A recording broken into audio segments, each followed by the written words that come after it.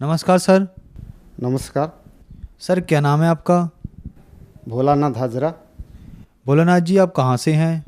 गांव सुनीति, डिस्ट्रिक्ट केंद्रापाड़ा, उड़ीसा से। संत रामपाल जी महाराज से नाम दीक्षा आपने कब ली? 25/4/2014 से। संत रामपाल जी महाराज से नाम दीक्षा लेने से पहले आप क्या भक्ति साधनाएं करते थे? जैसे समाज में परंपरागत साधना हिंदू समाज में चल रहा था, ऐसे ही हम लोग साधना कर रहे थे जी। तो फिर आप संत रामपाल जी महाराज की शरण में कैसे आए? संत रामपाल जी महाराज के शरण में ऐसे आना हुआ कि मेरे मन में बहुत सारे क्वेश्चन पहले थे जो मेरे को कहीं से नहीं मिल रहा था उसका आंसर, और बहुत सारे परेशानियां मेरे परिवार में थे, मेरे को भी थे, जिसका हाल कहीं से मेरे को नहीं मिल रहा था। जैसे कि मेरे को साइनस की बीमारी थी, जिसके वजह से मैंने एलोपैथी की जो है मेडिसिन बहुत सारे डॉक्टर से करवाए, स्पेशलिस्ट से करवाए, जिससे उसमें कोई लाभ नहीं हुआ। उन्होंने उल्टा मेरे को ऑपरेशन के बोल दिए, और मैं जो है ऑपरेशन भी करवा लिए, उसका भी कोई लाभ मेरे को नहीं मिला। और मैं थक हार के फिर मैं एलोपैथी की जो होम्योपैथी की शरण में गए, वहाँ से मैंने स्पेशलिस्ट फिर इलाज करवाया, वहाँ से मेरे को भी लाभ नहीं मिला। ऐसे मेरे जो है छोटा सा बच्चा है जिनको निमोनिया की शिकायत थी, और बार बार उसको बुखार हो रहा था, और उसको पाइल्स की भी शिकायत थी। उसको भी मैंने डॉक्टर को दिखवाया, कहीं से उसका इलाज नहीं हुआ, उल्टा मेडिसिन उसको शरीर में रिएक्शन करने लग गए। हमारा पत्नी के जो है पैर में दिक्कत थी, और सुबह जो है वो बेड से नीचे उतर नहीं पा रही थी, और उसका भी इलाज मैंने हड्डियों का जो स्पेशलिस्ट होता है उनको मैंने दिखवाया।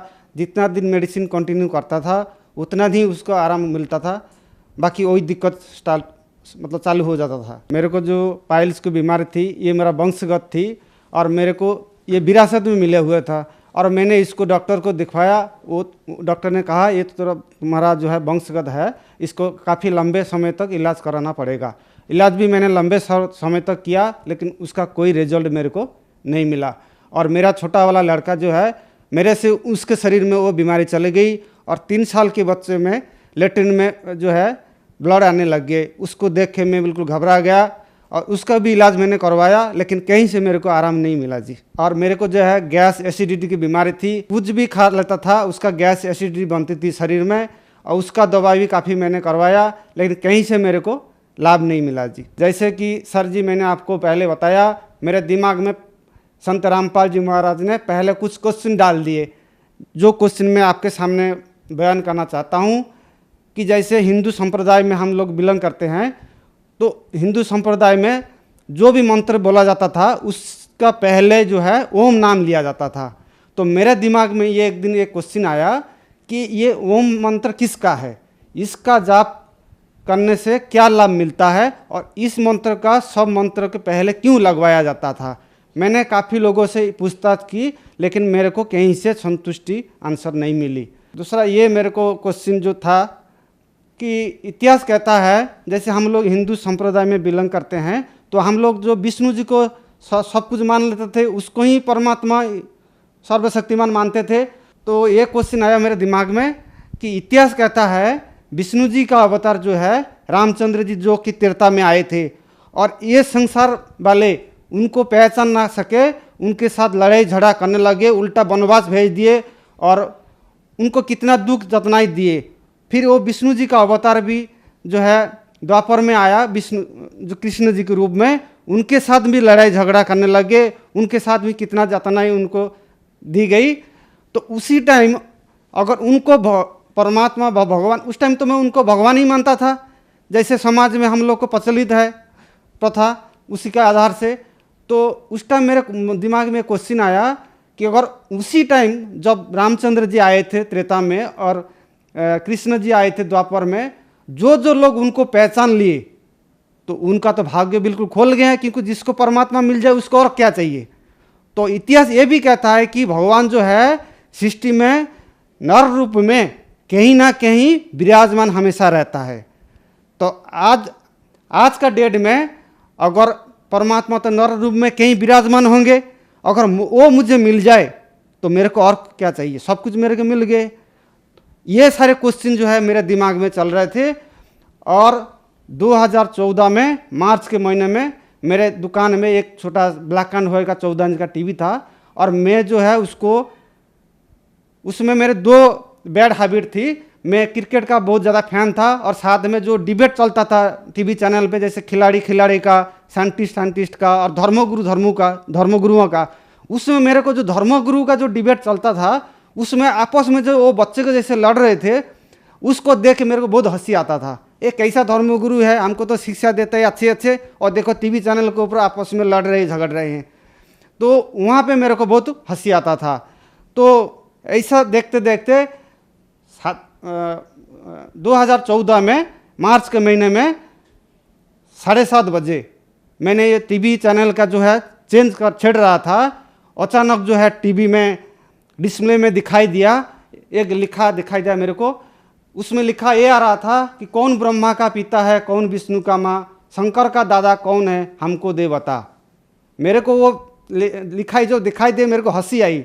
ये पागल हो गए ये टीवी चैनल वाले, कौन ब्रह्मा का पिता है, कौन विष्णु की माँ, ये क्या दिखा रहा है, इनका दिमाग खराब हो गया, ये पागल हो गए। तो मैं वहीं पे वो चैनल जो है रिमोट रख लिया और देखने लग गया कि ये क्या आंसर इनका देते हैं।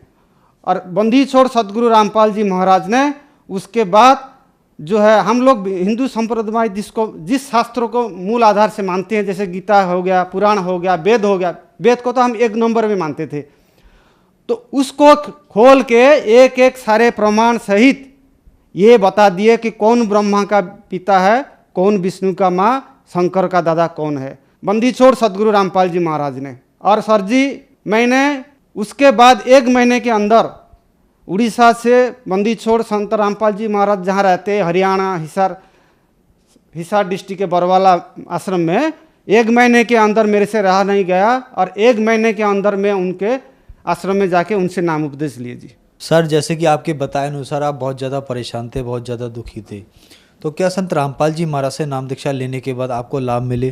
सर जी, जैसे मैंने बंदी छोड़ सदगुरु रामपाल जी महाराज के शरण में आए, तो जो दवाई मेरे शरीर में काम नहीं करता था, वही दवाई मेरे शरीर में काम करने लगे। मेरे के जो पाइल्स की बीमारी थी, जिस लैट्रिन में मेरे को खून पड़ता था, मेरे बच्चे में भी वही बीमारी थी। मेरा छोटा वाला लड़का जो कि 3 साल का था, वो अपने आप जो है वो बीमारी ख़त्म हो गई। और मेरे को साइनस की प्रॉब्लम थी, जैसे कि मैंने पहले ही बोल दिया कि उसके लिए मैंने ऑपरेशन भी करा रखा था, कोई लाभ नहीं मिला था। वो सिर्फ बंदी छोड़ सदगुरु रामपाल जी महाराज के चरणामृत और प्रसाद मात्र लेने से वो आहिस्ता आहिस्ता ठीक होने लग गए। और मेरे पत्नी जो है, उसको जो बीमारी थी, जैसे वो सुबह चल नहीं पाती थी बिस्तर में उठ के, वो भी अपने आप ख़त्म हो गए जी। ये सारे लाभ जो है बीमारी से मेरे को लाभ जो मिले जी। और सारे लाभ ऐसे मिले, जैसे मैंने बंदी छोड़ सदगुरु रामपाल जी महाराज से नाम दीक्षा जब लेके आए, तो मैं एक छोटा दुकानदार हूँ और जो महीने के 20-25 हज़ार का जो मेरा बिजनेस होता है, तो वो बिज़नेस ऐसा होता है कि मैं 2-3 सेट से सामान लेके उधार में आता हूँ और 15 दिन में उसका पेमेंट मैं करता हूँ। तो मैंने जब 2014 में बंदी छोड़ सदगुरु रामपाल जी महाराज से नाम उपदेश लेके आए, तो मैंने वहाँ से नाम उपदेश लेके आने के बाद जो 10 दिन 11 दिन हो गए, ज़्यादा से ज़्यादा दुकान खोल पाया मेरे वो सेठ मेरे दुकान पे आगे पेमेंट के लिए। इस दौरान क्या हुआ, जैसे मैंने आके दुकान खोले, मेरे दुकान में इतना सामान बिक्री होने लग गए कि मेरे दुकान में सामान ही बचा नहीं। और मैंने एक सेट के तो 40,000 का पेमेंट कर दिया था।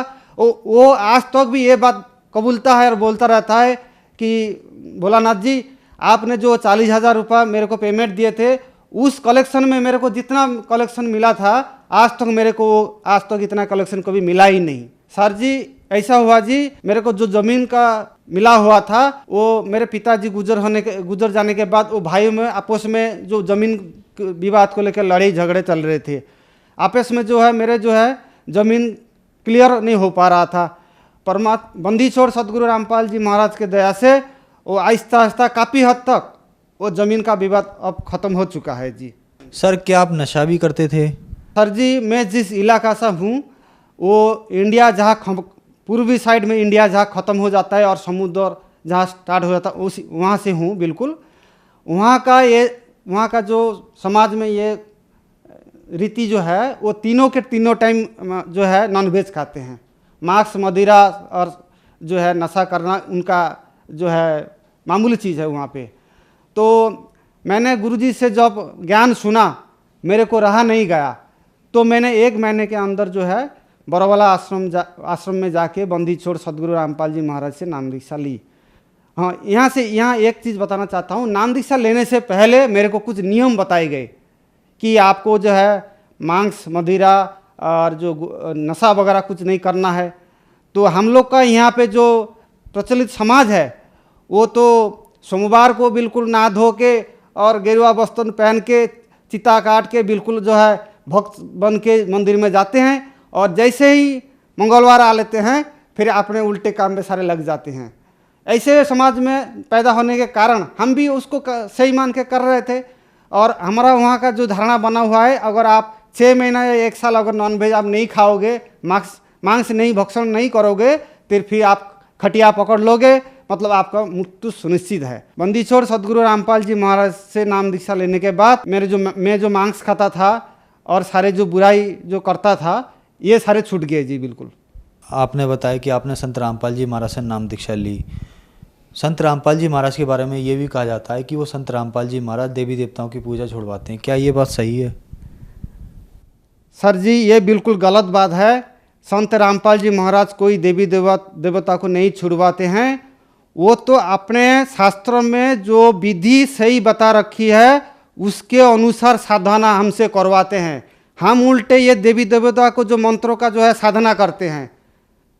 हमारा कमलों में जो देवी देवता बैठे हुए हैं उनका हम लोग जो है सही विधि से साधना करते हैं। समस्या ये है, जो लोग ये क्वेश्चन करते हैं कि संत रामपाल जी महाराज देवी देवता को भक्ति छुड़वाते हैं, उनको उल्टा शास्त्र अनुकूल भक्ति कैसे किया जाता है उसको बारे में पता नहीं है। वो जो साधना देते हैं वो मानते हैं कि हम सही साधना दे रहे हैं। उल्टा उन लोग जो साधना दे रहे हैं उसका कोई भी प्रमाण हमारा शास्त्र में विराजमान नहीं है। जो नकली गुरु है, मंडलेश्वर हो गया, आचार्य हो गया, और जितने भी बैठे हुए हैं, उन लोग जो साधना दे रहे हैं उसका कोई भी प्रमाण हमारा शास्त्र में नहीं है। वो अपना मनमुखी कोई कुछ सुना रहा है, कोई कुछ सुना रहा है, लेकिन संत रामपाल जी महाराज जो भी साधना दे रहे हैं उसका एक एक प्रूफ हमारे ही शास्त्र में विराजमान है। सर, संत रामपाल जी महाराज से नाम दीक्षा कैसे ली जा सकती है? सर जी, संत रामपाल जी महाराज के शरण में आने के लिए आपको हर जगह में संत रामपाल जी महाराज के आदेश अनुसार नाम दीक्षा केंद्र खुला हुआ है। उड़ीसा में और दूसरे इंडिया में और इंडिया के बाहर में भी बंदी छोड़ सदगुरु रामपाल जी महाराज के जो है नाम दीक्षा केंद्र खुला हुआ है। वहाँ आप जाके निःशुल्क बिल्कुल फ्री में उनसे नाम दीक्षा आप ले सकते हैं, बंदी छोड़ सदगुरु रामपाल जी महाराज से। धन्यवाद सर। सर नमस्कार जी।